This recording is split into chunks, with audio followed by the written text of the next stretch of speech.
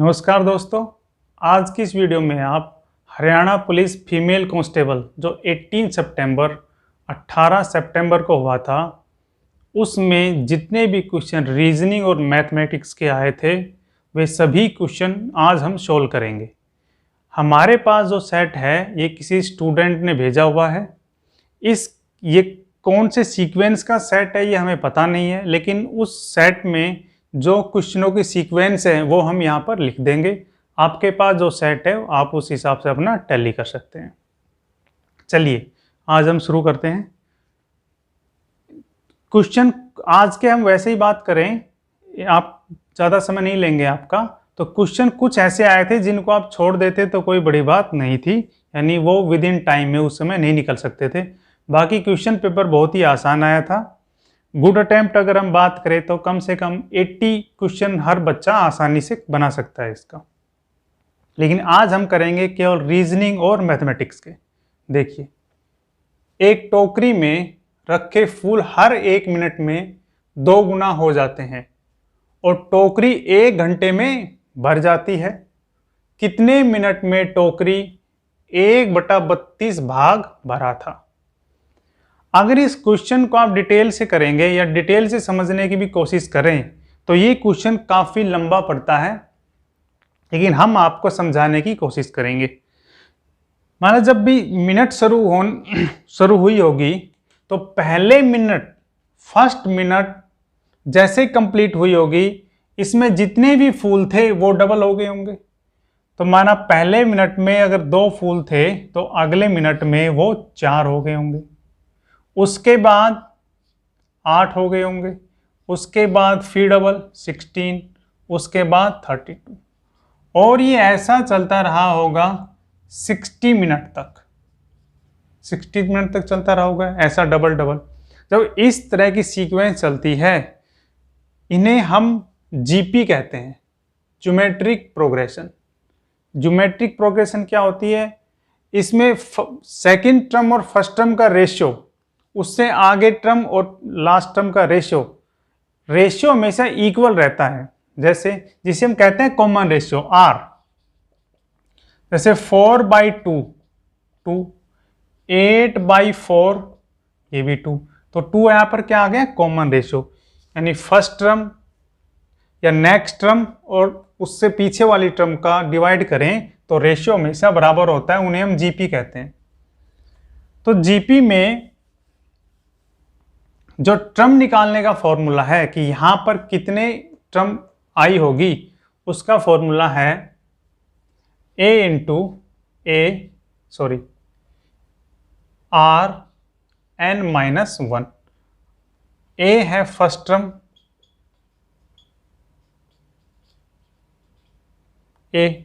r है यहां पर कॉमन रेशियो,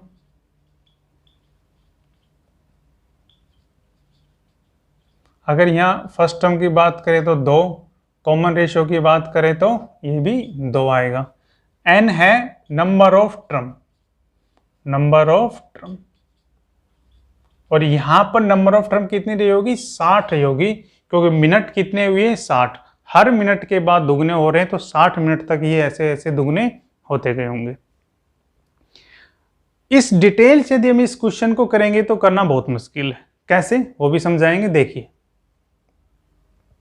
अगर हम निकाल लें कि लास्ट में कौन सा नंबर आया होगा, लास्ट में निकालना इसलिए जरूरी है क्योंकि हमें पता चल जाएगा कि उससे 1 मिनट पहले जब टोकरी आधी रही होगी तो कितना था, उससे 1 मिनट पहले जब उसके भी आधे रहे होंगे तो कितने थे। तो देखो, सम ऑफ 16 टर्म हम देखें तो ये हो जाएगा, फॉर्मूला लगाएं हम a(r(n-1). a first term, r common ratio 2, last term m number of term कितनी? 60 -1, तो ये आ गया 2 की पावर 59। अब इस क्वेश्चन को करना आपको लगेगा ये तो बहुत मुश्किल हो गया, और ये कैलकुलेटर से भी करने बैठेंगे तो भी ये नहीं होने वाला, क्योंकि यहाँ 2 की पावर 59 आ गई। फिर अब क्या करें? अब इस क्वेश्चन में आपने स्मार्ट दिमाग लगाना पड़ेगा, कुछ अप्रोच लगानी पड़ेगी। ये तो था इसका करने का तरीका कि आप लास्ट का नंबर निकाल के कि 16 पे क्या आया होगा वो निकाल के, और फिर उसका आधा, फिर उसका आधा, फिर उसका आधा करते लाएं और देख ले कि 1/32 कब हुआ हो, कैसे हुआ होगा। ये तो वो था, लेकिन ऐसे क्वेश्चन ही निकलने वाला नहीं है, क्योंकि लास्ट में जो इनका आएगा वो एक बहुत बड़ी संख्या आ जाएगी। तो अब क्या करें, ये मिटा रहे हैं भैया, ठीक है। अब करना क्या है, शॉर्ट में जल्दी में बनाने के लिए ये कह रहा है कि 1/32 कब भरी होगी, 1/32। तो आप एक ऐसी संख्या माने कि जिसका हम 1/32 आसानी से कर सके। माना 64 का 1/32 करें तो ये आ जाता है 2। तो हमें ये पता लगाना है कि 2 कब भरी होगी टोकरी, किस मिनट में 2 भरी होगी। जब 60 मिनट के बाद, 60 मिनट के बाद 64 भरी होगी जो कि फुल है। 60 मिनट जैसी कंप्लीट हुई होगी तो कितनी भरी होगी, 64 भरी होगी जो कि फुल टोकरी हो जाती है उस समय। उससे 1 मिनट पहले 59 हुआ होगा, तब ये कितनी भरी होगी, इसका आधा 32 भरी होगी। इससे 1 मिनट पहले जब 58 हुआ होगा तो ये 16 भरी होगी। इससे 1 मिनट पहले 57 पे ये 8 भरी होगी, 56 पे ये 4 भरी होगी, और 55 पे ये 2 भरी होगी। यही जो हमने निकालना था, यानी 55वें मिनट के बाद टोकरी 1/32 भरी हुई होंगी। ये नंबर ये ना सोचे 2, आप सोचे कि जब ये 54 पे आएगा तो ये तो 0 हो जाएगा, नहीं, 54 पे 0 नहीं होगा, क्योंकि ये 64 तो हमने अपनी कैलकुलेशन को छोटा करने के लिए माना है, लेकिन फूल तो बहुत सारे रहे होंगे। ये 6400 भी हो सकते हैं, 64,000 भी हो सकते हैं, 64 लाख भी हो सकते हैं। यदि ये 64 लाख भी होंगे तो भी यहाँ पर 0 नहीं होने वाले, और 1 तक भी 0 नहीं होने वाले। ऐसे ये संख्या बहुत बड़ी रही होगी। हमने तो केवल जल्दी के लिए इसको छोटा किया है ताकि हम 1/32 निकाल सकें और फिर उससे पीछे चल लेंगे।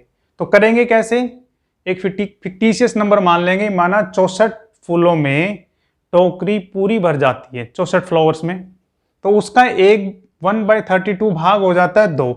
तो यह देखेंगे कि टोकरी में 2 फूल कब रहे होंगे, किस मिनट पर 2 फूल रहे होंगे, और नीचे से स्टार्ट करेंगे। 60 के बाद ये तो फुल रहेगी, उसके बाद 59 पे इसका आधा, फिर इसका आधा, इसका आधा। हाफ क्यों कर रहे हैं, क्योंकि फूलों की संख्या कह रहा है हर मिनट में 2 गुना हो जाती है। 2 गुने का मतलब है जो पिछला था उसका डबल हो जाएगा। 1 था तो 2, 2 था तो 4, ऐसा क्वेश्चन कह रहा है, हम नहीं कर रहे, इसलिए हम इनके हाफ हाफ हाफ हाफ करते हुए चले जाएंगे। और इसी तरह 55वें मिनट पर टोकरी में 2 फूल, यानी 1/32 भाग होगा 55वें मिनट पर। ये हमारा आंसर हो जाएगा। तो इस तरह से इस क्वेश्चन को आप कर सकते थे, डिटेल से करते तो ये नहीं होता। चलिए अगला क्वेश्चन देखते हैं।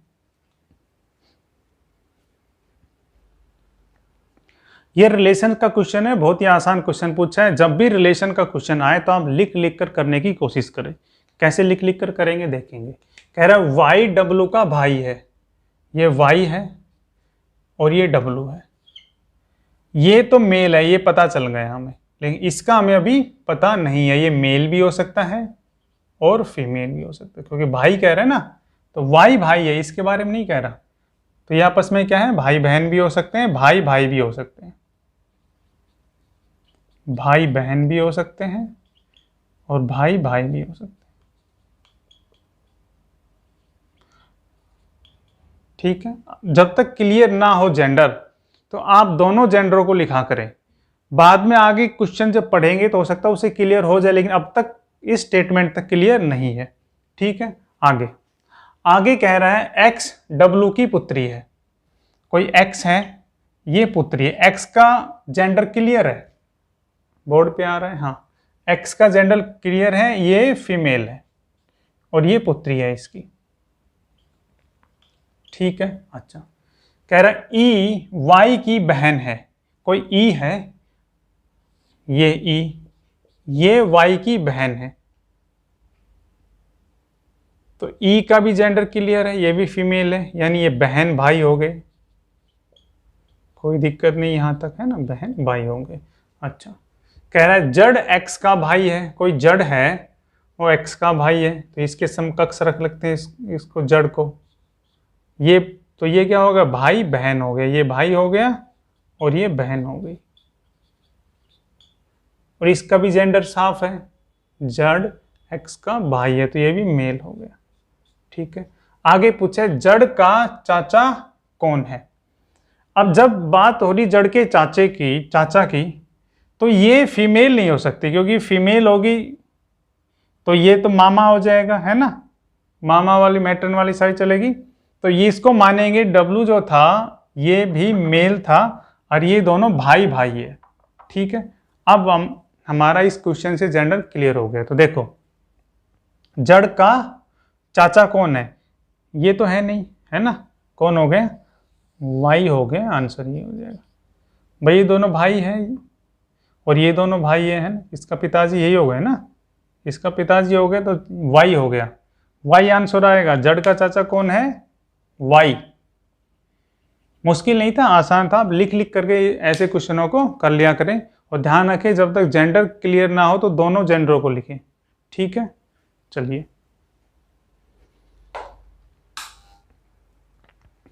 ये दोनों क्वेश्चन भी बड़े आसान है। देखो क्या कहता है, सेट में 15 है और 21 है। कहता है यदि 5 अंकों की बड़ी संख्या, तो 5 अंकों की सबसे छोटी संख्या कितनी है भाई, 1 और 4 0, दिक्कत 10,000 होगी, है ना, में से 3 अंकों की सबसे बड़ी संख्या को घटाया जाए। 3 अंकों की सबसे बड़ी संख्या कितनी है, 999, इनको घटा दें तो कह रहा तो शेष कितना होगा, तो कैरी ले लेंगे, कितना बचेगा यहाँ 1009। तो मुझे लगता है ये तो ऐसे ही दे दिया है ना, ये तो कोई क्वेश्चन ही नहीं था, ये आंसर हो जाएगा, कोई दिक्कत नहीं है, कुछ नहीं कह रखा। कह रहा 5 अंकों की बड़ी संख्या में से 5 अंकों की सबसे छोटी संख्या में से 3 अंकों की सबसे बड़ी संख्या को घटा दिया जाए तो क्या शेष बचेगा। तो बहुत आसान है, ये तो कुछ करना ही नहीं था। अगला जो क्वेश्चन है, कह रहा है 2 संख्याओं का लघुत्तम को क्या कहते हैं, एलसीएम। 2 संख्याओं का लघुत्तम 48 है, वे संख्याओं का रेशियो दे रखा है 2:3 के अनुपात में है 2 संख्याएं, उन संख्याओं का योग याद कीजिए। ये अच्छा क्वेश्चन है, मैं थोड़ा समझा भी देता हूं, जल्दी में कैसे करेंगे बता देते। देखो, जो HCF होता है ना 2 संख्याओं का, वो होता है LCM डिवाइडेड बाय रेशियो। तो 2 संख्याओं का जो रेशियो दे रखा है मल्टीपल में, इसको यदि हम A माने और इसको यदि B माने कि 2:3 है, तो यहाँ क्या आ जाएगा 2 × 3 मल्टीपल में आ जाएगा। तो LCM 48 और ये क्या हो जाएगा 2 × 3 6 8 48। तो HCF इनका आ गया 8। संख्याएं भी यदि पूछी होती, इसमें बोर्ड पे आ रहा है, हाँ यहाँ लिख देते हैं, यदि संख्या पूछी होती कि वो नंबर बताइए कौन कौन से वो नंबर थे, क्वेश्चन ने पूछा नहीं लेकिन फिर भी संख्याएं पूछी होती तो हम कह देते, एक तो होता 8, जो रेशियो कितना है, रेशियो देखेंगे 2, एक संख्या हो जाती 16 और दूसरी हो जाती 8 इन HCF इंटू सेकेंड रेशियो 3, 24 ये हो जाती है ना। तो कितनी हो गई ये 40। लेकिन आप ऐसे ना करें, HCF into A+B, HCF into A+B, यानी हम कह सकते हैं 8 इंटू A+B कितना हो जाएगा 2 और 3 5, तो डायरेक्ट कर सकते हैं 40, ये आंसर हो जाएगा। संख्या भी पूछी होती तो 16 और 24 कह सकते हैं, जिनका LCM 48 आएगा। ठीक है, बड़ा आसान क्वेश्चन था। इसका आंसर आएगा, बोर्ड पे दिखाई दे रहा है, हाँ 40 संख्याओं का सम 40 आएगा। ठीक है, ये क्वेश्चन भी बहुत आसान है, कुछ नहीं करना था। देखो क्या कहता है कि 26 जनवरी 1988 से लेकर के 15 मई 1988 तक दिनों की संख्या कितनी होगी। लेकिन इसमें कंडीशन है, क्या कहा है कि दोनों दिन शामिल कर लें। जब दोनों दिन शामिल करने के लिए कहा गया है तो इसका मतलब आपको 26 जनवरी भी शामिल करनी है और 15 मई भी शामिल करते हैं। पर आमतौर पर होता है क्या, जब हम कैलकुलेशन करते हैं ना, ये 15 मई तो कैलकुलेट हो जाते हैं लेकिन 26 मई को हम छोड़ देते हैं। लेकिन ध्यान रखेंगे या तो एक डेज एक्स्ट्रा जोड़ लो बाद में जैसे आप कैलकुलेशन करते हैं, या शुरू से ही जोड़ते चलो। देखो तो जनवरी के दिन काउंट होंगे, फरवरी के दिन काउंट होंगे, मार्च के दिन काउंट होंगे, अप्रैल के दिन काउंट होंगे और मई के। अब देखो जनवरी में 31 डेज होते हैं, 31 दिन होते हैं, तो हमने 26 काउंट करना है। तो यहाँ तो हम उंगलियों से भी कर सकते हैं, है ना। 26, 27, 28, 29, 30, 31, 6 दिन हो गए। वैसे भी पता है 26 है तो 6 दिन हम लिखेंगे, 5 दिन नहीं लिखेंगे। क्यों? क्योंकि कहा है इस हमने 26 जनवरी भी शामिल करना है, क्वेश्चन ऐसा कह रहा है। ठीक है, फरवरी में कितने डेज होंगे, ये लीप ईयर है ना। 88 4 से डिवाइड हो रहे हैं, 4 दूनी 8, 4 दूनी 8, तो कितने हो जाएंगे 29 हो जाएंगे। कोई दिक्कत? ठीक है। उसके बाद मार्च में, जनवरी ऐसे कैलकुलेट कर सकते हो, जनवरी में 31, 29, मार्च में फिर 31, अप्रैल में फिर 30 और मई में कितने करने, 15 ही करने, इससे ज़्यादा हमने नहीं करने। क्वेश्चन में कह रखा है ना। 15 शामिल करना है 15 को। तो कितने हो गए भाई, 5 1 6, 6 5 11, 11 9 20, 2 2 2 4 3 7, 10 सरे 11, 110। ध्यान से करना था, कोई मुश्किल नहीं था, कैलकुलेशन ठीक है। 15 1 16, सॉरी 1 आएगा यहाँ पे, है ना, 1 आएगा। 5 1 6, 15 15 6 21, 2 आ गए, 2 2 4 3 7 3 10 11, 111 आंसर आएगा, 111। ठीक है, तो ध्यान क्या रखेंगे, खाली जनवरी का ध्यान रखना था और 26 जनवरी का ध्यान रखना था। इसके दिन को भी हम काउंट करेंगे जो कि 6 डेज हो जाएंगे, कोई दिक्कत नहीं इसमें। 26 नंबर का क्वेश्चन तो बड़ा आसान है, कोडिंग वाला है। कह रहा है कूट भाषा में मद्रास को NBESBT लिखा हुआ है, तो बॉम्बे को आप क्या लिखेंगे। देखो मद्रास 30 नंबर पे आता है, यदि हम सीक्वेंस में देखें तो 14 लिख रखा है। ये 1 पे आता है, इसका 2 लिख दिया। ये 4 पे आता है, ये 5 लिख दिया। ये मैं वैसे आपको समझाने के लिए लिख रहा हूँ, लेकिन इसकी जरूरत नहीं है। आपको समझ गए होंगे कि इनसे एक अगला अक्षर जो है लेटर लिख रखा है। ये 18 पे, तो ये 19 पे आता है, ये 1 पे, ये 2 पे, ये 19 पे, ये 20 पे। तो कुछ नहीं कर रखा, यहाँ जो लिखा हुआ है उसका हमने अगला जो नंबर आएगा, अगला लेटर जो आएगा वो हम लिख देंगे। तो B का C हो जाएगा, O का P हो जाएगा, M का N हो जाएगा, B का फिर C हो जाएगा। बॉम्बे है ना, B ही है, वो चेक कर लेते हैं ये, हाँ ठीक है। और A का B हो जाएगा और Y का Z हो जाएगा। तो ये कूट बन जाएगा CPNCB Z। बड़ा आसान था, कुछ नहीं, अगले डिजिट लिख रखी है ना, अगला अक्षर हम ले लेंगे, लेटर ले लेंगे, और कुछ नहीं था। हाँ अगला है, कह रहा है एक नाव शांत जल में, शांत जल का मतलब है कि पानी में कोई करंट नहीं है, यानी कोई बहाव नहीं है, कोई धारा नहीं है, शांत जल है। शांत जल में किसी नाव की चाल 13 किलोमीटर गति से यात्रा कर सकता है। तो आप कह सकते हो कि जब पानी में कोई करंट नहीं है, कोई धारा नहीं है, तो वो एक स्थान से दूसरे स्थान पर जाने में 13 किलोमीटर प्रति आवर से चल सकता है। यदि धारा की गति 4 किलोमीटर प्रति घंटा हो, यानी करंट की स्पीड दे दी, जल में करंट की स्पीड है, पानी की स्पीड है ये, तो धारा की दिशा में, धारा की दिशा का मतलब डायरेक्शन, जिस डायरेक्शन में करंट बह रहा है उसी डायरेक्शन में अब हमने नाव चलानी है, उसे कहते हैं धारा की दिशा।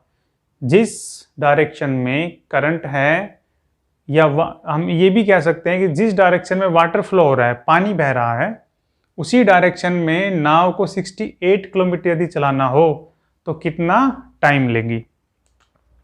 तो टाइम निकालने का जो फॉर्मूला है क्या होता है, वो डिस्टेंस यानी दूरी डिवाइडेड बाय स्पीड यानी चाल। अब यहां पर डिस्टेंस तो दिया हुआ है 68 किलोमीटर। जब कोई नाव उसी डायरेक्शन में जाएगी जिस डायरेक्शन में पानी का फ्लो है, पानी का करंट है, तो स्पीड जो है बनाते वक्त ये जुड़ जाएगी। पढ़ा था ना हमने क्लास में, पढ़ा x प्लस वाई हो जाएगा। यदि ये x है और ये y है तो दोनों जुड़ जाएंगे, जुड़ के कितने हो जाएंगे 13, यानी 13 प्लस 4 ये हो जाएंगे 17 हो जाएंगे, है ना।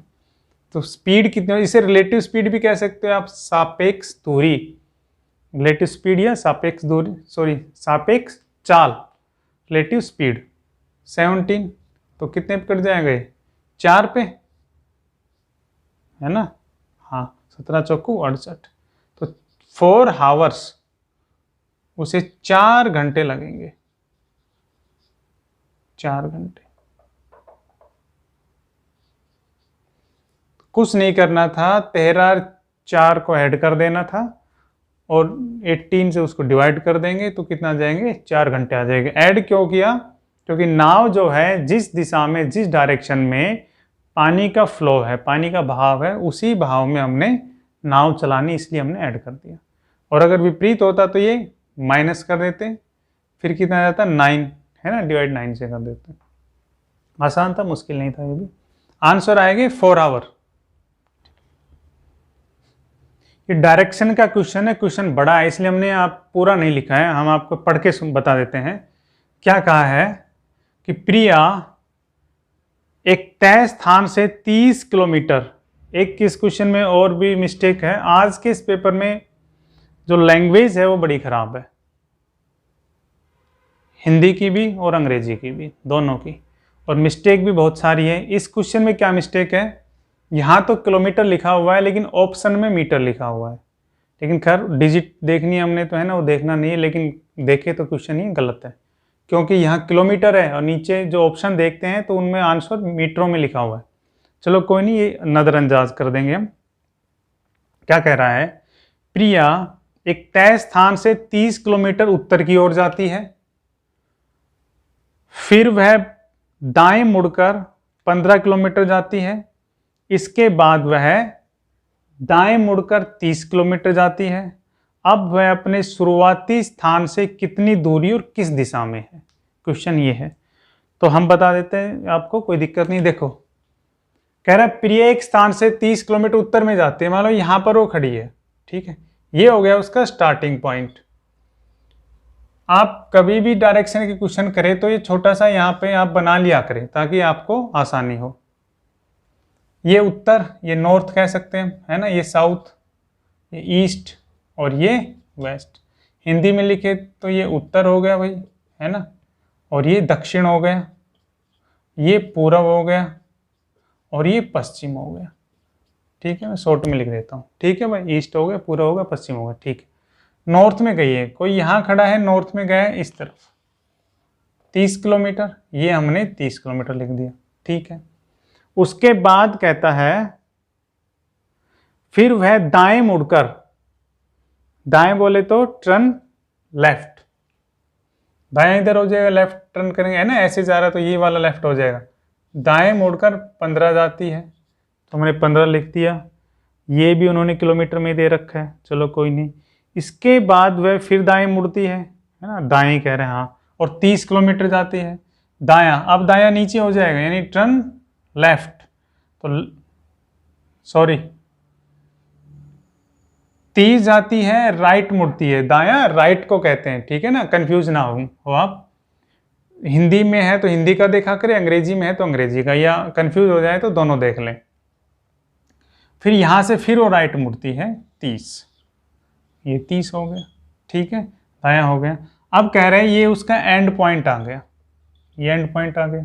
अब इस पॉइंट से पूछा है शुरुआती स्थान से, शुरुआत का ये स्थान था, से दूरी बतानी है, तो ये जो इसकी दूरी आ गई ये तो एक आ गई 15, और दिशा भी बतानी है, क्या हो जाएगी, पूर्व दिशा हो जाएगी, ईस्ट हो जाएगी। तो हम क्या लिखेंगे 15 पूर्व। क्वेश्चन में आंसर में लिखा हुआ है 15 m पूर्व, ये लिखा हुआ है।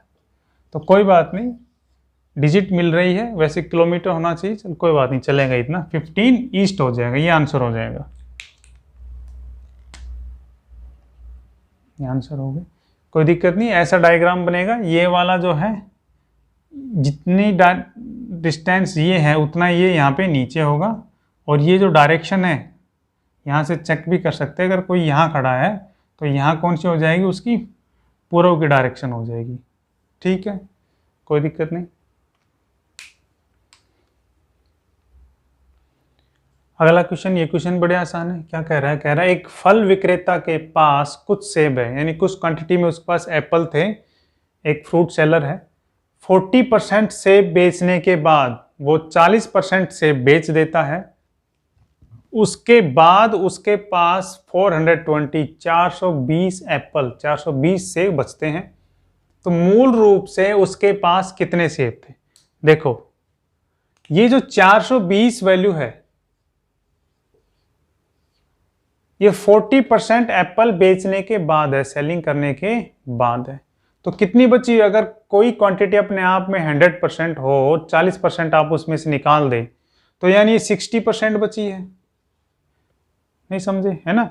देखो 40% बेचने के बाद 420 है, यानी ये जो क्वांटिटी बची हुई है ये कितनी बची हुई है, 60% की बची हुई है, और अपने आप में कितनी होगी, 100% रही होगी, तो 100%, हाँ 100% रही होगी, तो कितना होगा, काट देंगे 0 0, 6 7 42, तो ये तो एक वन लाइनर क्वेश्चन था, 700 एप्पल उसके पास मूल रूप से रहे होंगे। अगला क्वेश्चन है, इसमें पैरेललोग्राम बताने हैं, ये एक फिगर दी हुई है, क्या बताना है, पैरेललोग्राम बताने, पैरेललोग्राम की संख्या कितनी है, आप फिगर देख लें, नोट कर लें, 18 पैरेललोग्राम है, इसमें कितने समानांतर चतुर्भुज हैं, 18 18, इसमें 18 आंसर, और इसका 700।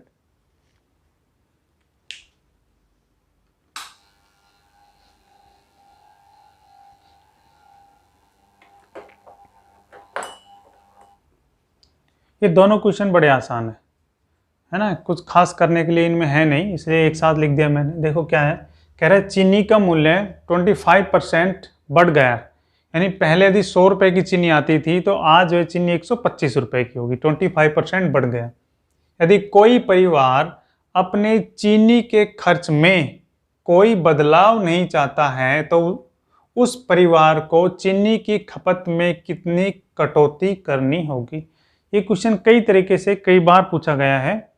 चीनी का खर्च इतना बढ़ गया, 30%, 40% या 25%, और गृहिणी चाहती है कि उसका खर्च ना बढ़े। खर्च का, एक्सपेंस का मतलब यहाँ से है कि यदि वो पहले चीनी खरीदने में 50 रुपये एक्सपेंस कर रही थी तो आज भी वो 50 रुपये ही एक्सपेंस करेगी टोटल, यानी टोटल जो उसका एक्सपेंडिचर था चीनी को परचेज करने में वो चेंज नहीं होना चाहिए। तो इसको क्वेश्चन में डिटेल में जाने की जरूरत नहीं है, आप वन लाइनर याद कर लीजिए। क्या है, देखो जो मूल्य बढ़ा है या घटा है, कभी भी घटा होता तो भी, घटा है या बढ़ा है तो 25, जो वैल्यू घटी या बढ़ी है उसको लिख लेंगे नीचे। यदि बढ़ा है तो 100 में प्लस कर लेंगे, और घटा होता तो 100 में से ये माइनस कर देते हम। तो यहाँ पे बढ़ा है तो 100 प्लस 25, 125 हो गया, इंटू 100, तो काट दो, 25 कम 25, 5 5 दूनी 10। तो गृहिणी को 20% अपनी कंजप्शन कम करनी पड़ेगी, यानी चीनी पहले से कम खानी पड़ेगी। पहले 1 किलो खाती थी तो अब 800 ग्राम खानी पड़ेगी। 20% का मतलब यही होगा ना, लेकिन उसका एक्सपेंस नहीं बढ़ेगा। क्यों? क्योंकि चीनी का मूल्य बढ़ा तो उसने अपनी कंजप्शन कम कर दी, वो 20%। तो आंसर इसका आ जाएगा 20%। अगला एक टेबल दी हुई है, दिखाई दे रही होगी आपको। कह रहा है मिसिंग नंबर ये वाला, यहाँ पे बताना है क्या आएगा, मिसिंग नंबर बताइए। तो बड़ा आसान है, देखो यहाँ पे किया क्या इन्होंने, 3 का स्क्वायर किया 9 और 3 ही घटा दिया, जिसका स्क्वायर किया वही संख्या डिजिट घटा के लिख दिया 6। ऐसे 8 का स्क्वायर किया 64 और 8 ही घटा दिया 56, है ना। ऐसे ही 10 का स्क्वायर किया 100 और 10 ही घटा दिया 19, दिखाई दिया। ये 20 नहीं भाई, 2 है ये खाली, ठीक है, हाँ ये 2 है। ऐसे ही 2 का स्क्वायर किया 4 और 2 घटा दिया 2 आ गया। यहाँ पे देखिए 1 का स्क्वायर किया 1 और 1 ही घटा दिया तो 0। तो यहाँ पे क्या किया होगा, तो यहाँ पे इन्होंने 5 का स्क्वायर 25 और यही 5 घटा दिया तो कितना आ गया 20 आ गया। तो आंसर जो आएगा हमारा क्या आ जाएगा, ये 5 आएगा। आंसर क्या आएगा यहाँ पर, ये बताना था इस बॉक्स में मिसिंग में 5 नंबर था, ठीक है। 5 था भाई, 5 का स्क्वायर करेंगे 5 ही घटा देंगे तो 20 आ जाएगा। ये ऐसे ही सीक्वेंस पूरे में चल रही है, आप देख भी सकते हैं, बोर्ड पे मैंने सॉल्यूशन भी लिख दिया। इसका है 20%, इसका है 5। तीनों क्वेश्चन रीजनिंग के हैं और ये बहुत ही आसान क्वेश्चन है, बिल्कुल 0 लेवल के क्वेश्चन है। देखो 120, देखो एक तो हमने जब आपको जो कैंसिल हो गया था 7 अगस्त का लड़कों का इवनिंग और मॉर्निंग का, वो भी हमने सॉल्यूशन करवाया हुआ है और उसका भी हमने यूट्यूब पे डाली हुई है वीडियो। तो उसमें ही बताया था कि आपको जब भी आप चाहे किसी भी एग्जामिनेशन की तैयारी करें, कोई छोटा एग्जाम हो बड़ा एग्जाम हो, आपके 2 से लेकर के 50 तक के स्क्वायर और क्यूब बोले तो यानी घन बोले तो 2 से लेके कम से कम 25 तक के क्यूब, ये आपके याद होने चाहिए। जब ऐसा होगा तो आसान, आपको क्वेश्चन को सोल्व करने में काफ़ी आसानी होती है। देखो कोई बात नहीं, इसमें इतनी ज़रूरत भी नहीं थी। देखो 120 लिखा हुआ है, 99, ये 80, ये 63, 48, ये डिजिट देखते ही आपको याद आ जाना चाहिए किसी संख्या का स्क्वायर करके उसमें से कुछ घटाया हुआ है। जैसे ये 11 का स्क्वायर किया 121 और 1 घटा दिया 11 का था। ये 10 का स्क्वायर किया और फिर 1 घटा दिया तो 99 आ गया। इसमें से ये 11, ये 10, ये 9 का स्क्वायर 1 घटाया, फिर 8 का स्क्वायर 1 घटाया, तो ये 7 का स्क्वायर फिर 1 घटाया 7 का स्क्वायर 49, 1 घटाया 48। तो देखो 11, 10, 9, 8, 7, तो किसका आ जाएगा 6 का स्क्वायर किया 36 और 1 घटाया कितना, यहाँ तो इस क्वेश्चन की जगह आ जाएंगे 35। ये आंसर होगा, बहुत ही आसान है। तो ये चीज़ें आपको याद होनी चाहिए, है ना। क्या 2 से 50 तक का स्क्वायर और क्यूब में 2 से 25 के, कम से कम ये आपको याद होना चाहिए। तो जैसे ही आपको डिजिट देखेंगे आपको पता चल जाएगा कि स्क्वायर चल रहा है, कोई घटा रहा है या प्लस कर रहे हैं, ठीक है। अगला भी देखो बड़ा आसान है, ये 3 है, यहाँ 11 लिखा हुआ है, तो तुरंत दिमाग में जाना चाहिए 3 का स्क्वायर किया 9 आया और उसमें यदि 2 जोड़ दे तो 11 आ जाता है, आ गया 11। उसी तरह यदि 7 का स्क्वायर करें तो कितना आ गया 49 और उसमें कितना जोड़े 2 जोड़े तो कितना आ जाएगा 51। लेकिन ये ऑप्शन में होना चाहिए। इस तरह के क्वेश्चन में कई बार आप ऑप्शन देख लिया करें कि 51 जो आपने निकाला वो है या नहीं है। तो ऑप्शन में 51 दिया हुआ है ना, तो दिया हुआ है तो ये करेक्ट है, ठीक है। ओके ठीक है भाई, कितना आ जाएगा इसका 51। क्या था 7 का स्क्वायर किया 2 जोड़ दिया, उसी तरह इसमें 3 का स्क्वायर करके 2 जोड़ा हुआ था। अगला देखो, एक ABCD आपको सीक्वेंस याद होनी चाहिए A से Z तक।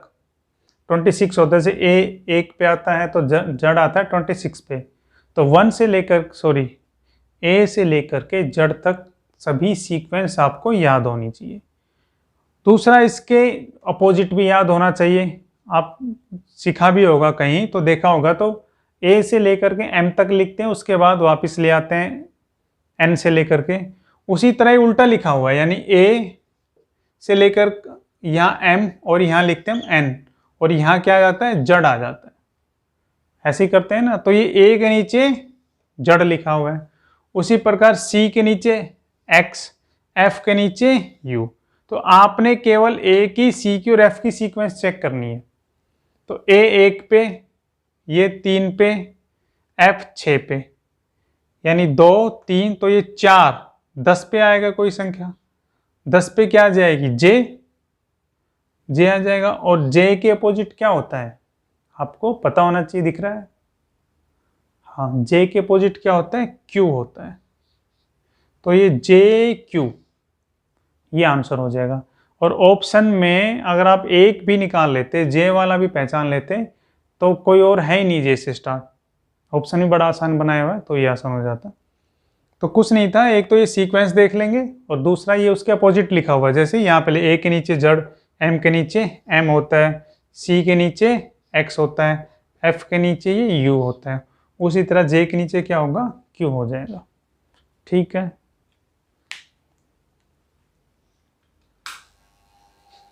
इसमें एक बात और बता देते हैं, ये सीक्वेंस इसमें 2 का था, इसमें ये 3 का, ये 4 का, ऐसे जे लेके आए हैं, है ना। ये सीक्वेंस चली ए से 3 पे 2 का गैप, फिर 3 का गैप, फिर 4 का गैप, ये ऐसे लेके आए हैं। 4 यानी जे होता है 10 नंबर पर, एफ होता है 6 नंबर पर। आपको सारी सीक्वेंस याद होनी चाहिए, तभी ये ऐसे जल्दी में आप कर पाएंगे।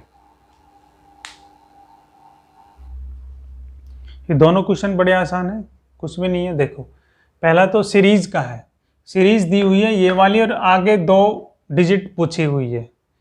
देख लेंगे एक बार फिर क्या है। ये सीरीज दी हुई है 2, 44, 4, 41, 6, 38 और 8, और आगे 2 आपने बताने हैं कि क्या आएगा। तो देखो, जब कभी भी आपको दोनों सीरीज अजीब सी लगे तो हमेशा एक छोड़ के एक चेक कर ले। कैसे एक छोड़ के, कैसे 2 का 4 के साथ रिलेशन, 4 का 6 के साथ, 6 के साथ 8 का, यानी 2 ऐड किया, और फिर इसमें फिर 2 ऐड किया, और इसमें भी 2 ऐड किया। तो अगला जो आएगा, अगली जो सीक्वेंस आएगी यहाँ पे, यही आएगी ना, एक छोड़ के, वो क्या आएगी, +2 करेंगे तो 10 आ जाएगा। एक तो 10 आ गया, है ना, एक संख्या छोड़ के। दूसरा इस तरफ देखें तो 44 से ये 41 पे आए, फिर 38 पर आए, तो अब यहाँ पर आएगा, क्या आएगा, तो यहाँ कितने माइनस किए, -3 किया, और यहाँ भी -3, है ना, और यहाँ भी 38 में भी -3 करेंगे तो कितना आ जाएगा, 35 आ जाएगा, 35। तो आंसर ये हो जाएगा 35 और 10, 35 और 10 आंसर हो जाएंगे। ठीक है, इस तरफ 2 ऐड करते हुए चले गए, उस तरफ 3 माइनस करते चले गए। ये वाला क्वेश्चन देखिए, देखो जो हमने पहले बात कही थी आपसे वही सेम है। आपको ए से जेड तक की पूरी सीक्वेंस याद होनी चाहिए। ए आता है 1 पर, जेड आता है 26 पर, इसी तरह बीच के सभी लेटर की सीक्वेंस याद होनी चाहिए। देखो, अब इन्होंने क्या किया, जैसे 1 है, ए लिखा हुआ है, हम जानते हैं ए आता है 1 पे, मैं लिख देता हूं पहले, ठीक है, बड़ा बड़ा लिख देता हूं, चलो। ए आता है 1 पे, और सी आता है 3 पे, एन आता है 14 पे, 14 पे, और ई आता है 5 पे। ठीक है, तो देखो इन्होंने क्या किया, ए का जो सीक्वेंस थी, ध्यान से देखेंगे, ए की जो सीक्वेंस थी 1, इसको डबल किया, 2 आ गया, और उसमें 1 जोड़ दिया तो कितना आ गया, 3 दिखाई दिया, 3।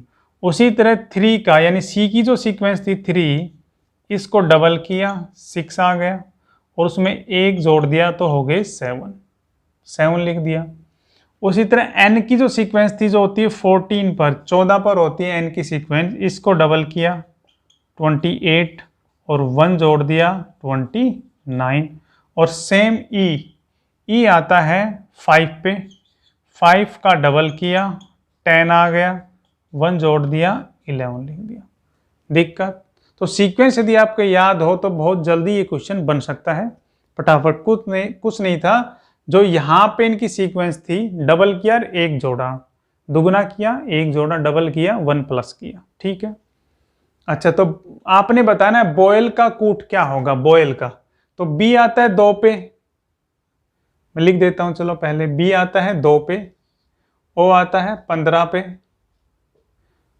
आई आता है 9 पे, आई है ये, ठीक है, आई एल है, आई आता है 9 पे और एल आता है 12 पे, तो बी आता है 2 पे, तो करो 2 इंटू 2 4 प्लस 1 तो 5 आ गया, है ना। डायरेक्ट कर दिया करो, 15 दूनी 30 31 आ जाएगा, लिखने की जरूरत नहीं है। 30 प्लस 1 31 आ गया, और ये कितना आएगा 9 18 19 आ जाएगा, है ना। 9 इंटू 2 18 प्लस 1 ये 19 आ गया, और ये L कितना है 12, 12 इंटू 2 24 प्लस 1 25। तो जो सीक्वेंस बनेगी, हाँ वो यही बन जाएगी, ये वाली 5 31 19 एंड 25, ठीक है। ये आपका आंसर हो जाएगा। फिर एक बार हम रिपीट कर देते हैं हल्का सा, कुछ नहीं करना था इसमें, जो दिया हुआ है यहाँ जो दिया हुआ है उसकी सीक्वेंस का डबल करना है और 1 जोड़ देना है, सीक्वेंस का डबल करना है 1 जोड़ देना है। तो बी 2 पे होता है, डबल किया 4 1 जोड़ दिया, ओ 15 पे डबल किया 30 1 जोड़ दिया 31, आई 9 पे तो 18 और 1 19, ये 12 पे 12 दूनी 24 और 1 25, तो सीक्वेंस आ जाएगी, तो सीरीज बनेगी 5 31 19 25। हाँ भाई, अगला क्वेश्चन है, कह रहा है इफ यदि P is greater than Q, P Q से बड़ा है और R is less than O, R O से छोटा है, तो इनमें से कौन सा सत्य है।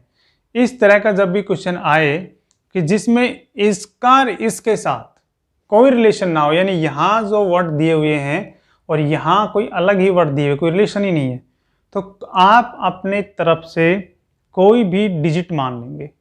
जब कभी भी इस तरह क्वेश्चन आए जब इसका इसके साथ कोई रिलेशन नहीं हो, तो अपनी तरफ से कोई भी संख्याएं मान लो, कोई डिजिट मान लो, और मानेंगे ऐसे जो इन दोनों पैरामीटर में फिट होती हो। तो देखो P बड़ा है तो P हम 4 मान ले, 4 मान लिया, Q छोटा है तो Q को हम क्या मान ले, 3 मान लिया, है ना, कोई दिक्कत नहीं। आप 2 और 1 भी मान सकते थे, वो भी कोई दिक्कत नहीं है। अच्छा, R छोटा है तो R को 2 मान ले, और ये बड़ा है तो इसको क्या मान ले, इनसे अलग मानते हैं ना, दोनों अलग अलग है, तो क्या मान ले, इसको 4 5 मान लेते हैं, O को 5 मान, या 1 या 2 भी मान सकते हो, वो भी चल जाता, ठीक है।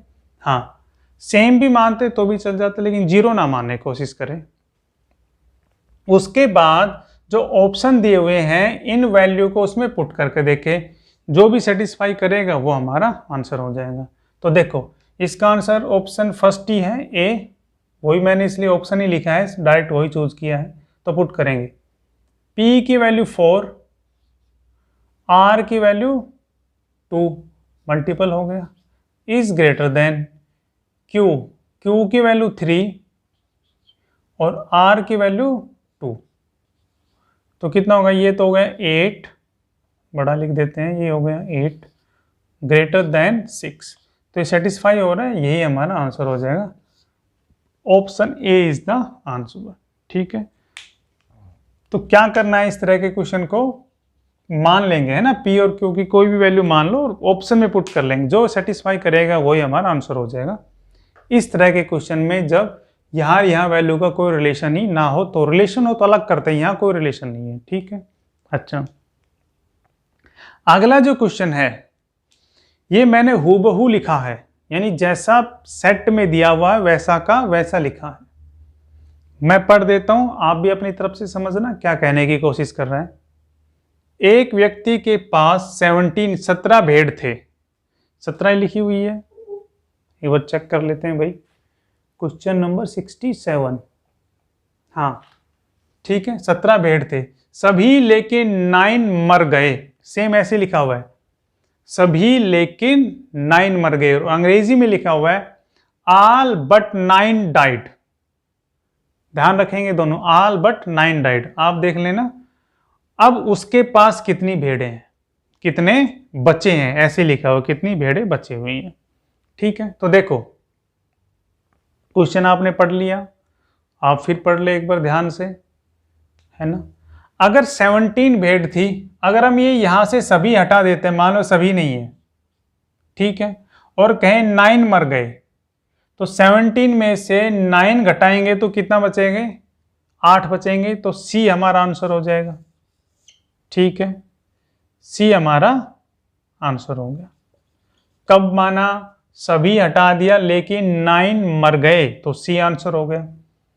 क्योंकि अंग्रेजी में लिखा हुआ ऑल बट 9 डाइड, तो यही मुझे आंसर ज्यादा सूट करता है, सी वाला।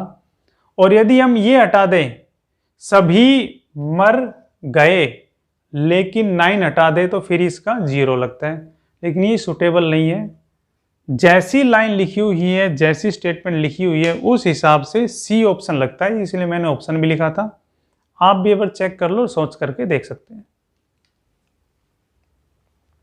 ये आज के क्वेश्चन पेपर का दूसरा रिलेशन का क्वेश्चन है, और पहले भी हमने रिलेशन का क्वेश्चन किया है, तो बताया था कि जब भी रिलेशन का आप क्वेश्चन करें तो उसको लिख लिख कर करें, तो गलती होने के चांसेस कम होते हैं। कैसे, देखो ए बी की बहन है, ये ए है और ये बी है। अब तक एक का जेंडर क्लियर है, ए जो है बहन है, तो या तो ये बहन बहन हो सकती है ना, बहन बहन हो सकती है, या बहन भाई हो सकता है। आप लिख लिया करें, ज़्यादा टाइम नहीं लगेगा और लिखने से गलती भी नहीं होगी, है ना।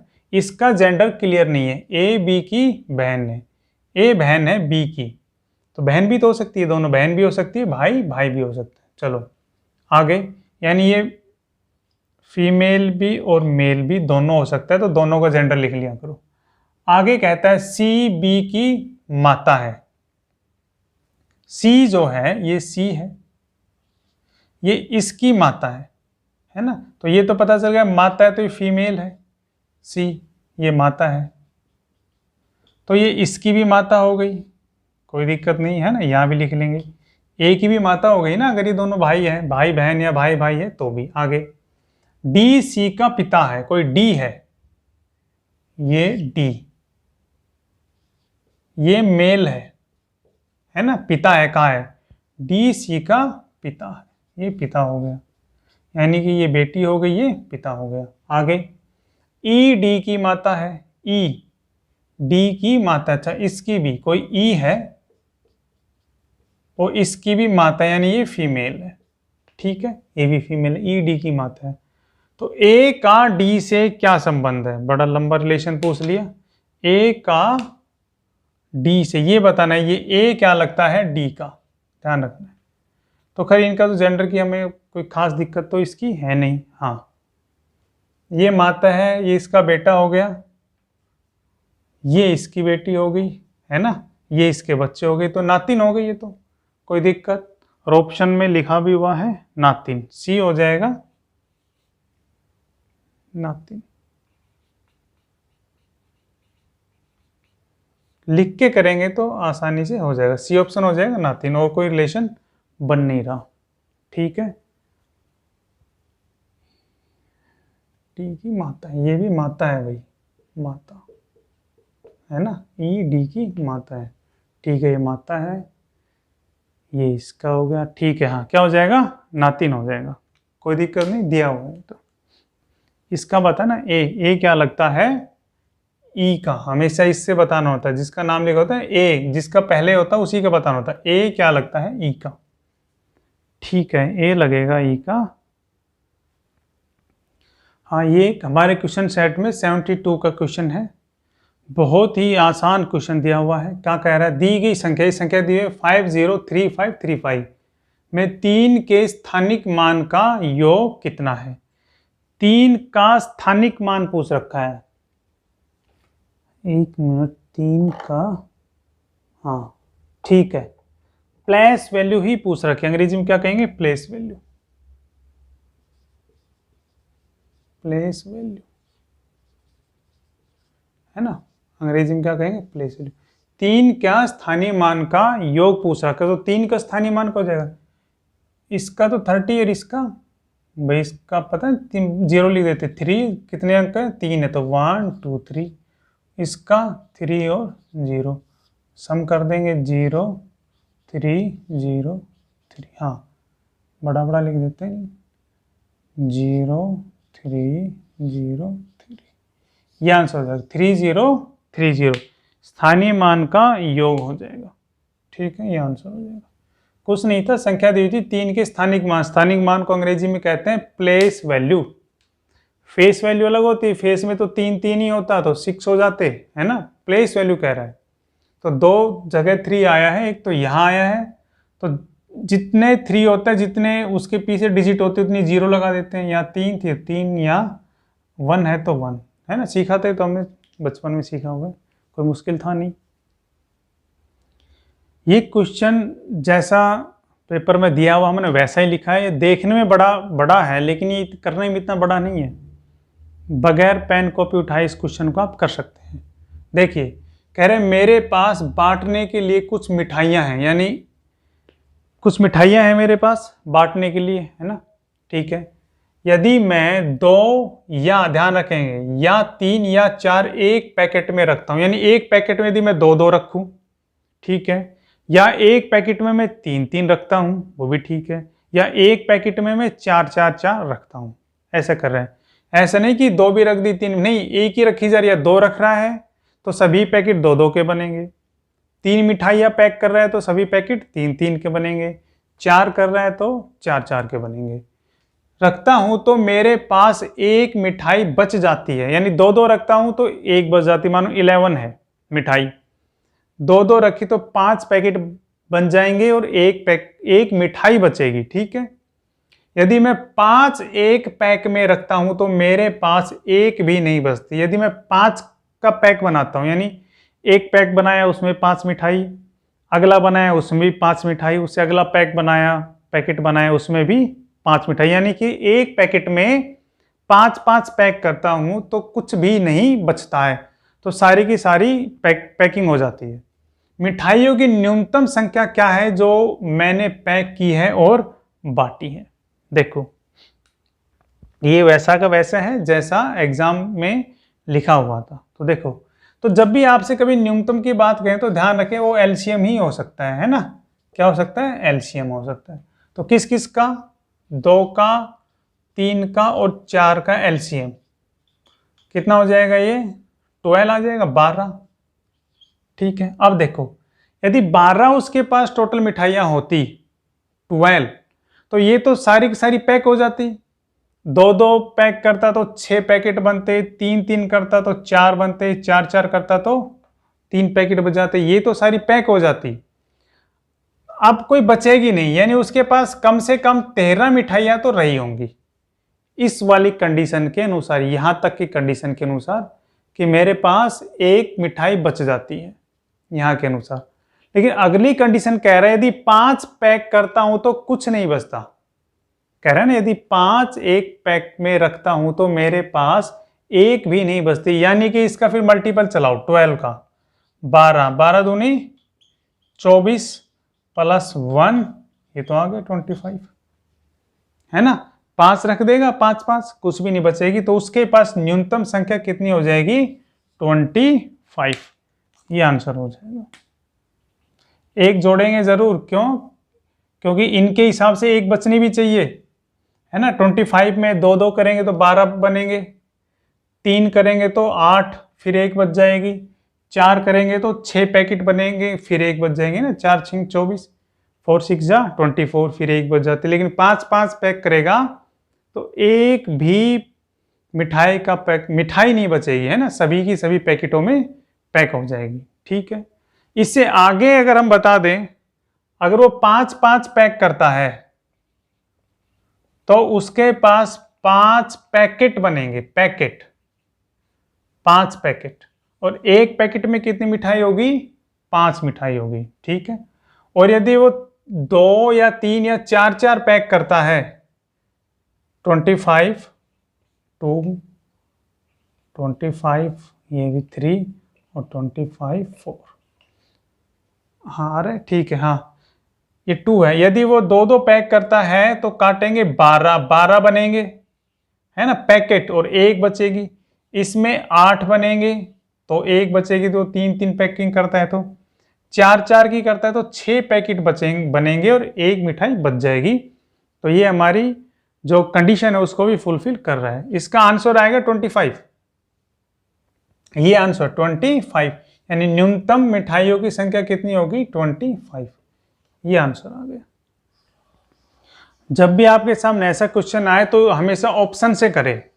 क्या कह रहा है कि निम्नलिखित समीकरण में स्टार के स्थान पर गणित के सही चिन्हों को प्रतिस्थापित कीजिए। यानी आपने मैथमेटिकल जो साइन दिए हुए हैं, यहाँ जो बीच में स्टार दिए गए हैं, यहाँ पर सही चिन्ह लगाना था। तो ऐसे क्वेश्चन में हमेशा ऑप्शन का ही सहारा ले, और ये ऑप्शन से ही होते हैं, बिना ऑप्शन से नहीं होते। तो हम, और इसमें आपको सारे ऑप्शन देखने पड़ेंगे, कम से कम 3 तो देखने पड़ेंगे, ए बी सी। उसमें नहीं हुआ तो आप डी लगा सकते हैं, इतना कर सकते हैं, लेकिन 3 ऑप्शन आपको देखने पड़ेंगे। तो जैसे पहला है स्टार में, तो ये स्टार हम मिटा लेते हैं यहाँ से सारे, है ना। आप ऐसे स्टार को मिटा लेंगे। उसके बाद बी ऑप्शन देखा, बी में पहले में ये डिवाइड का है तो डिवाइड लगा दिया, फिर ये मल्टीपल का था, मल्टीपल का लगा दिया, इसमें इक्वल का है और इसमें ये प्लस का साइन है, ठीक है। बी ऑप्शन लिया, साइन इसमें पुट कर दिया। उसके बाद इस इक्वेशन को बोडोमास के फॉर्मूले से हल करेंगे। और आपको पता है बोडोमास में पहले डिवाइड करते हैं, तो 16 को 4 से करेंगे, 4 आ गया, इंटू 5 इक्वल में 14 प्लस 6। तो इधर तो 4 और 5 20 हो गए, 4 5 20, और ये 16 और ये भी 20 हो गए। तो दोनों तरफ ये सेटिस्फाई हो जाता है, ये बराबर है, यानी ठीक है। तो क्या हो जाएगा? Option B, B is the correct answer. Option B answer क्या हो जाएगा? Option B. जो क्या था पहले? डिवाइड, मल्टीपल, इक्वल, प्लस, ये दिया हुआ था, ये हमारा आंसर हो जाएगा। देखिए ये क्वेश्चन कुछ ठीक ठाक आया है महिला कांस्टेबल में। देखो क्वेश्चन बड़ा आसान है, हम आपको समझाने की कोशिश करेंगे, आप उसी तरह समझने की कोशिश करना जैसे हम कराएं। जल्दी होगा, सटीक आंसर आएगा, करेक्ट आंसर आएगा। देखो एक बर्तन में द्रव्य भरा है, एक लिक्विड भरा हुआ है, और वो मिक्सर है किस किस का? जिसमें पानी 3 भाग और 5 भाग सिरप का है। यानी यदि टोटल 8 क्वांटिटी है तो 3 भाग पानी है, सिरप जो है वो 5 भाग है। इसमें से कितना मिश्रण निकाल लें और उसके स्थान पर पानी मिला दिया जाए। यानी जितना मिश्रण निकाला, जैसे 2 लीटर मिश्रण निकाला, मिश्रण में ध्यान रखिए जब निकालेंगे, जब दोनों क्वांटिटी निकलेगी, सिरप भी निकलेगा, पानी भी निकलेगा, लेकिन डालेंगे केवल पानी, ओनली वाटर डालेंगे। पानी मिला दिया जाए ताकि मिश्रण में आधा पानी और आधा सिरप हो जाए।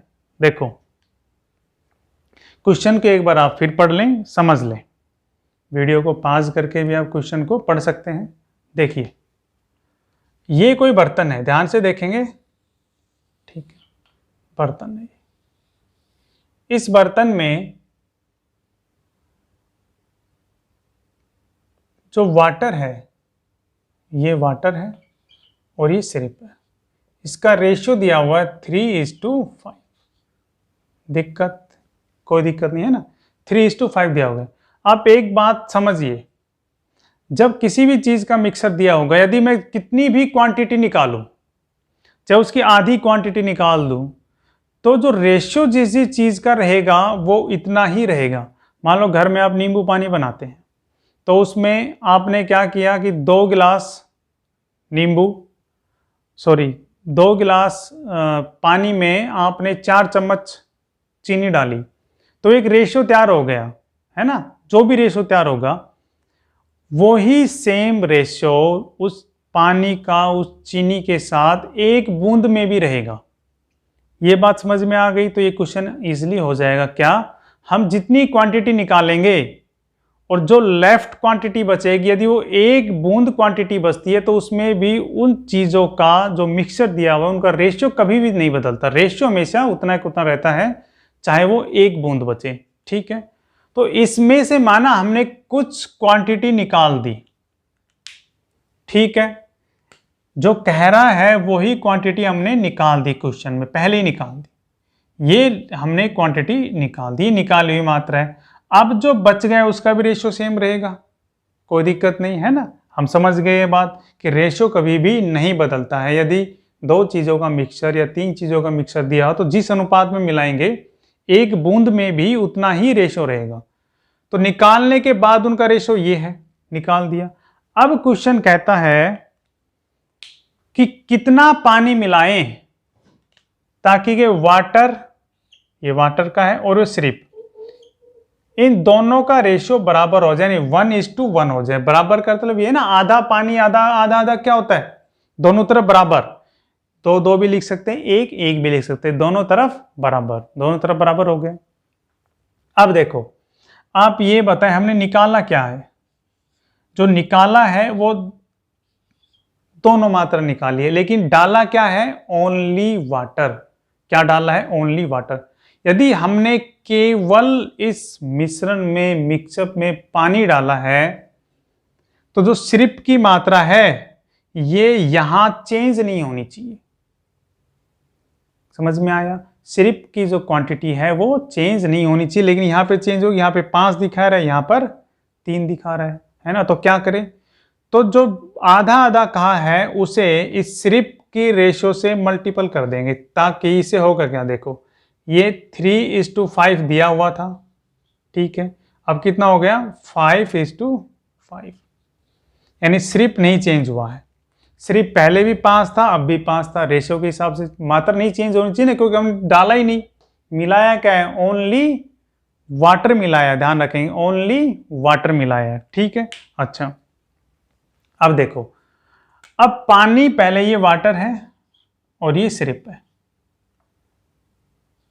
ये पानी कभी 3 हुआ करता था, अब कितना हो गया, 5 हो गया।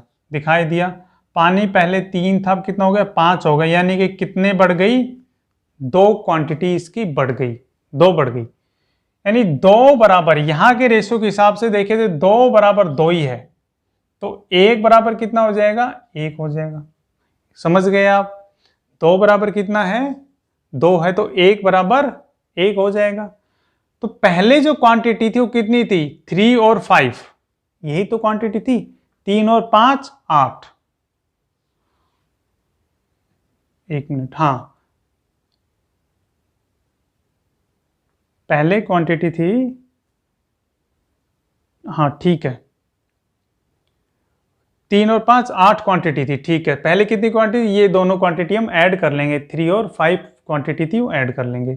और निकाली कितनी थी, ये 2 मात्रा। निकाली कितनी थी पता है ना, ये निकालने के बाद निकाली कितनी, 2। तो पहले टोटल क्वांटिटी थी 10, पहले टोटल क्वांटिटी थी 10 और हमने निकाल कितनी ली, 2। निकाल कितनी ली, 2। तो रेशियो जो बन गया वो बन गया 1/5, यानी 1/5 भाग यदि हम निकाल लेंगे इसमें से, मिक्सर में से, मिश्रण में से 1/5 भाग निकाल दे, इतना ही 1/5 भाग पानी डाल दिया जाए तो वाटर और सिरप का रेशियो 1:1 आ जाएगा। ये हमारा आंसर हो गया। आप चिंता ना करें, और मैं दोबारा आपको समझाने की कोशिश करता हूं। देखो, फटाफट रिवीजन कराने, टाइम नहीं लेंगे आपका। मिक्सर निकालने के बाद रेशियो 3:5, और लेकिन क्वेश्चन कहता है कि 1:1 हो, बराबर हो। तो सिर्फ चेंज नहीं हुआ, तो यदि सिर्फ चेंज नहीं हुआ है क्योंकि पानी डाला है ना, तो पानी का रेशियो बदलेगा, सिर्फ का तो सेम रहेगा। तो जिसका सेम रहेगा उसी का रेशियो से मल्टीपल करके इस तरफ, इसके रेशियो से इसको ये बराबर कर लें, किसी से कर लो, ये सिर्फ बराबर होना चाहिए। बराबर हो गया दोनों तरफ, यहाँ भी 5 यहाँ भी 5। ये पहले 3 था, ये 5 हो गया। हमने 5 को इस 1:1 से मल्टीपल करके ये वाला लिखा है। ये पहले 3 था, अब 5 हो गया, यानी कि 2 क्वांटिटी बढ़ गई। यदि 2 बराबर 2 है तो 1 बराबर 1 आ जाएगा, कोई दिक्कत नहीं, 2 से डिवाइड किया है तो पहले क्वांटिटी कितनी थी 8, 3 और 5 8, ये जोड़ा हमने 3 और ये 5 8 और 2 निकाला था, ये जो क्वेश्चन में आया था 2, तो पहले क्वांटिटी थी 10, कितनी क्वांटिटी थी 10 और कितना निकाला था 2, तो 1/5 भाग हमने निकाल लिया था, यानी 1/5 भाग निकाल करके 1/5 1/5 पार्ट ही वाटर डाल दिया जाए तो पानी का और सिरप का रेशियो 1:1 आ जाएगा। बहुत अच्छा क्वेश्चन था, शायद आपको समझ में आया हो, नोट करेंगे। ये आंसर है 1/5। अगला question time distance and train आया है। क्वेश्चन बड़ा आसान है, कुछ है नहीं, जैसा लिख रहे हैं वैसे कि वैसे हम करेंगे। देखो कह रहा है एक रेलगाड़ी 60 किलोमीटर पर हावर की गति से चल रही है। रेलगाड़ी की जो स्पीड है वो दी हुई है 60 किलोमीटर पर हावर। वह एक पोल को 9 सेकंड में पार कर जाती है। एक पोल को 9 सेकंड में पार कर जाती है। आप ऐसे समझ सकते हो कि ये यहाँ पे पोल है, ट्रेन यहाँ आई और यहाँ से निकल गई और कितने सेकंड में 9 सेकंड में, है ना, 9 सेकंड में पार कर जाती है। तो ट्रेन जब कभी भी किसी ट्री को, किसी व्यक्ति, खड़े हुए व्यक्ति को या किसी पोल को, इलेक्ट्रिक पोल को पार करती है, खंबे को पार करती है, तो हमेशा ऑलवेज अपनी दूरी तय करती है, यानी उसके द्वारा तय की गई दूरी रेलगाड़ी की, ट्रेन की अपनी लंबाई होती है। ठीक है, तो ये जो डिस्टेंस कवर करेगा ये क्या हो जाएगा, ट्रेन की अपनी लंबाई हो जाएगी, है ना। ये भी ट्रेन है, ये भी ट्रेन है, ट्रेन की अपनी लंबाई हो जाएगी। तो डिस्टेंस निकालने का क्या है फार्मूला, डिस्टेंस का क्या हो जाएगा, speed into time, speed into time. अब यहां पर क्या है कि टाइम तो दिया हुआ है सेकंड में और स्पीड दी हुई है किलोमीटर प्रति घंटा में। तो हम इसको, स्पीड को, किलोमीटर को मीटर प्रति सेकंड में चेंज करेंगे। तो चेंज करेंगे 60 को मीटर प्रति सेकंड में चेंज करने के लिए 5/18 करते हैं। किलोमीटर को, किलोमीटर पर आवर को जब हम मीटर पर सेकंड में चेंज करेंगे क्या करेंगे 5/18 इंटू टाइम, टाइम कितना है 9 सेकंड, तो इंटू 9 कर देंगे, काट दो, 9 2 जा 18 और ये 30 पे, तो सीधा सीधा कट गया 150। यानी ट्रेन की जो लंबाई है, ये मीटर में आएगा, ध्यान रखें किस में आएगा, मीटर में, किलोमीटर में नहीं आएगा। ट्रेन की जो लंबाई आएगी वो 150 यानी 150 मीटर, 150 मीटर आएगी। ये क्वेश्चन सर्ट से है। यदि आपको सर्ट्स आता है तो बहुत आसानी से हो जाएगा, नहीं तो भाई फिर हम कोशिश कर सकते हैं समझाने की, लेकिन एकदम अचानक आप समझ के जाए और सोचे जो कल वाला पेपर होगा 19th का जो होगा उसमें कर रहे हैं, ये ऐसे नहीं बनेगा ना, आपको थोड़ा समझना पड़ेगा इसके लिए। देखो कोशिश करते हैं, ए की वैल्यू दी हुई है और ये वाला हिस्सा आपने फाइंड करना है। तो जो दिया हुआ है ना ये इसमें पुट कर लो, जो दिया हुआ है इसमें पुट कर लेंगे 1 + √3/2 और ये भी कर लो प्लस में, सेम टू सेम, है ना, 1 - √3/2। ठीक है, पुट कर लिया। अब देखो, अब इसको और भी ठीक कर सकते हो, कैसे, यहाँ एलसीएम ले लो, यहाँ भी एलसीएम ले लो। ठीक है, तो क्या आ जाएगा, 2 एलसीएम आ गया, है ना, 1 1 लिख सकते हैं हम, ये आ गया 2 + √3 और ये आ जाएगा 2, नीचे आ जाएगा 2 + √3। अब जब भी कोई चीज रूट में बैठी हो, ध्यान रखना, जब भी कोई रूट में होता है वो a + b का होल स्क्वायर होता है। ध्यान रखना हमेशा, ऑलवेज, जब भी कोई नंबर रूट में बैठा हो चुपचाप तो a + b का होल स्क्वायर होता है। ठीक है, यदि ये वाली वैल्यू a + b का होल स्क्वायर है, ये वाली वैल्यू a + b का होल स्क्वायर है, 1 मिनट लेंगे, 1 सेकेंड, मार्कर चेंज कर लेते हैं।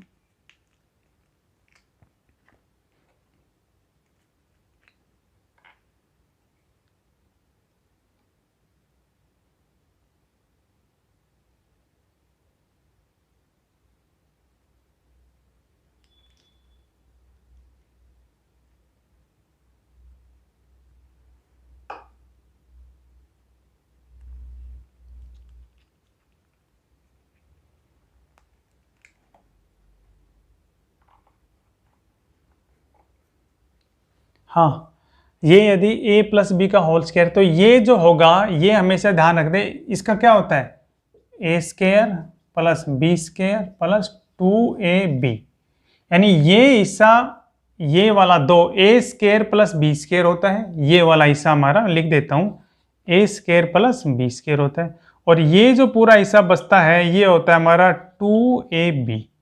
यदि ये हिस्सा √3 2ab है तो इसके साथ 2 होना चाहिए ना, जो कि यहां पर नहीं है।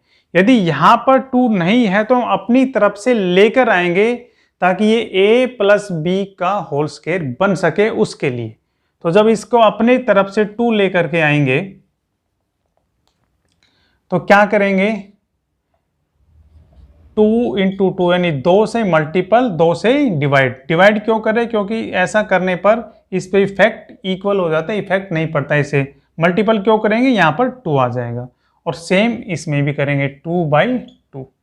ठीक है, जो करो, करने पे क्या आ जाएगा, देखो ये इससे मल्टीपल होगा 4 + 2√3 डिवाइडेड बाय ये वाला 2, इसके साथ मिलके क्या हो जाएगा 4 हो जाएगा, प्लस सेम यहाँ हो जाएगा, केवल साइन चेंज होगा 4, सॉरी ये माइनस का साइन है भाई, माइनस रखेंगे यहाँ भी माइनस था, ठीक है, 4 - 2√3 डिवाइडेड बाय 4।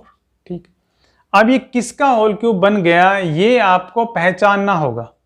ठीक है, तो कैसे करेंगे, ये बन गया, वैसे मैं बता दूं ये तो 2ab है, यहां लिख के बता देता हूं मैं एक बार, आ रहा है बोर्ड पे, 2√3 जो है वो क्या है 2ab है, तो 2 तो बाहर हो गया है ना, तो ये √3 क्या बच गया a और b, इसमें दोनों है मल्टीपल में है, तो कैसे बनेगा मल्टीपल में है तो √3 + 1 दिखाई दिया, √3 + 1, इसका स्क्वायर करेंगे 3 और ये 1 4 आ गया 4, और फिर 2√3 आ जाएगा। ठीक बनाया हमने, है ना, ठीक बनाया।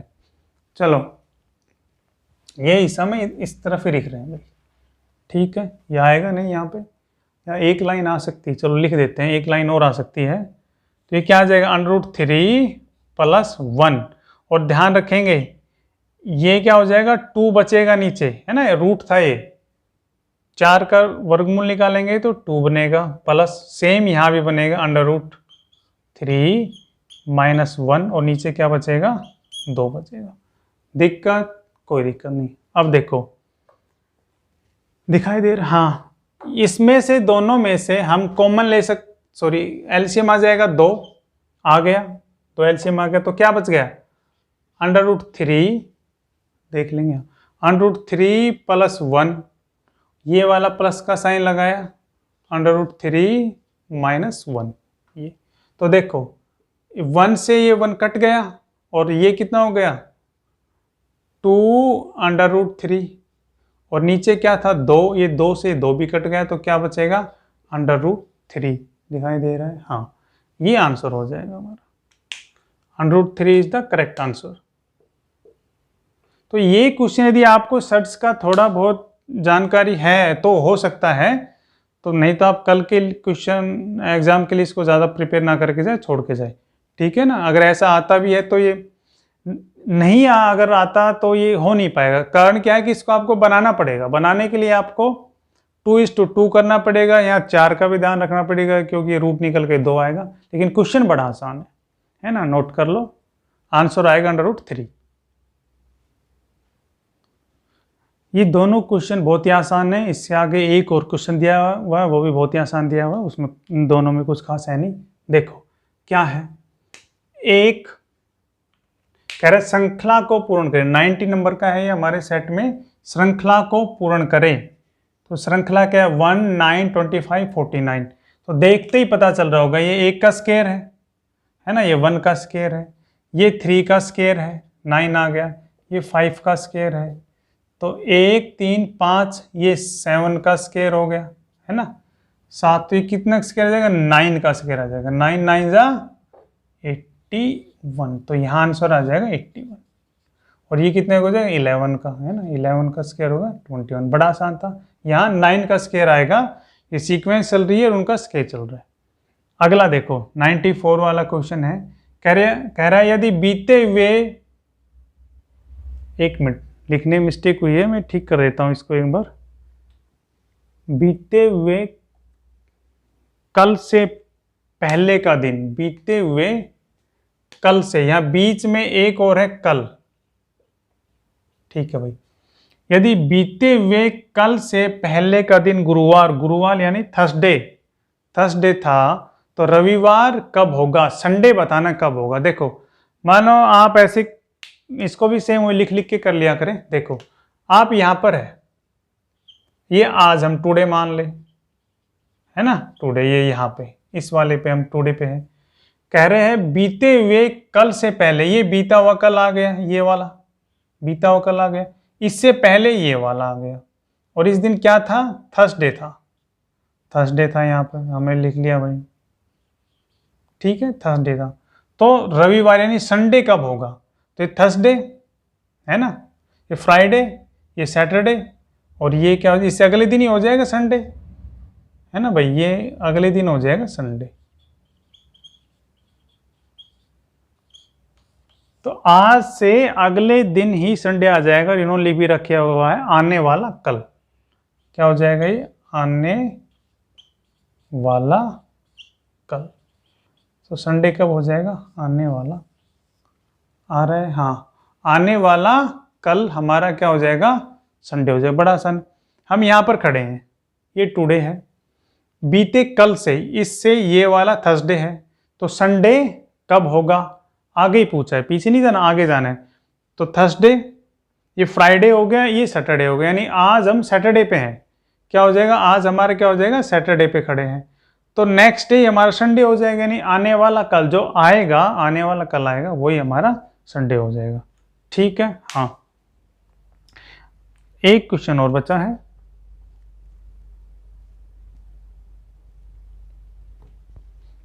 इसको क्या कहेंगे, टुमारो, आने वाला कल क्या कहेंगे, टुमारो। अंग्रेजी में भी अगर करना चाहे तो आने वाला कल टुमारो, टुमारो ही संडे होगा, टुमारो। ये आज की वीडियो का हमारा आखिरी क्वेश्चन है, बहुत ही आसान क्वेश्चन है। क्या कह रहा है, मिसिंग टर्म याद करनी है आपने ना, लुप्त पद याद करना है। यहाँ पे मिसिंग दिया हुआ है और ये आपने टर्म याद करनी है, मिसिंग टर्म, लुप्त पद याद कीजिए। देखो बहुत ही आसान है, इसमें भी वही टर्म क्या चल रही है, 2, 4, 4 दूनी 8, 8 दूनी 16 और 16 दूनी 32, यानी यहाँ जो संख्या थी वो डबल टू हो रहा है, ये भी डबल टू, ये भी इनटू, है ना, यानी दुगना हो रहा है। जो बीच में संख्या दी हुई है, बीच में डिजिट दिया हुआ है, वो डबल हो रहा है, 2 से मल्टीपल हो रहा है ना, डबल हो रहा है। तो यहाँ पे 8 था तो क्या आ जाएगा, 16 आ गया, कोई दिक्कत नहीं, चलो एक पता चल गया हमें। उसके बाद इनकी सीक्वेंस देख लेंगे, जी कितने पे आता है, 7 पे, और जे कितने पे आता है, 10 पे, उसके बाद एम आता है 13 पे।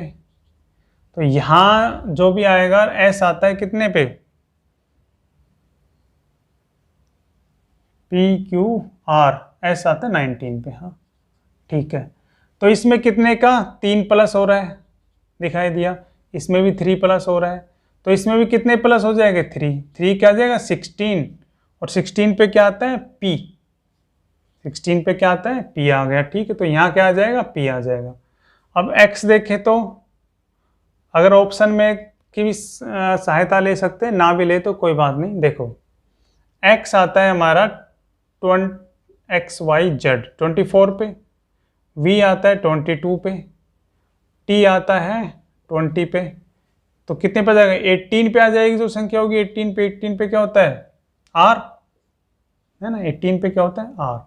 तो ये हमारा आ जाएगा P16R, बड़ा आसान आ गया, है ना, दिया हुआ है ये P16R, ठीक है, कुछ नहीं था। यहाँ डबल डबल होते हुए जा रहे थे, इसमें पहले वाले डिजिट में 3 प्लस होते जा रहे थे, और इस वाले में 2 माइनस हो रहे थे ना, 24, 22, 20, 18, इसी तरह इसमें 13 के बाद ये P16, है ना, ऐसे जा रहे हैं 16, तो ये उसमें 3 जोड़ा 19 आ गया, प्लस 3 करेंगे 19 आ गया, चलो कोई दिक्कत नहीं। तो आसान था, कोई मुश्किल था नहीं, क्या आ जाएगा, P16 आर। तो भाई इसी के साथ आज की हमारी ये वीडियो समाप्त होती है। अगर कोई मिस्टेक हो गई हो लिखने में या बोलने में कोई गलती हो गई तो भाई माफ़ करें। आगे फिर मिलेंगे किसी नई वीडियो के साथ। आप इस तरीके से क्वेश्चन देख करके आपका जो आज का जो एग्ज़ाम होगा 19th का जो एग्ज़ाम होगा वो अच्छा हो सकता है। चलो आप सभी को शुभकामनाएं। Thank you.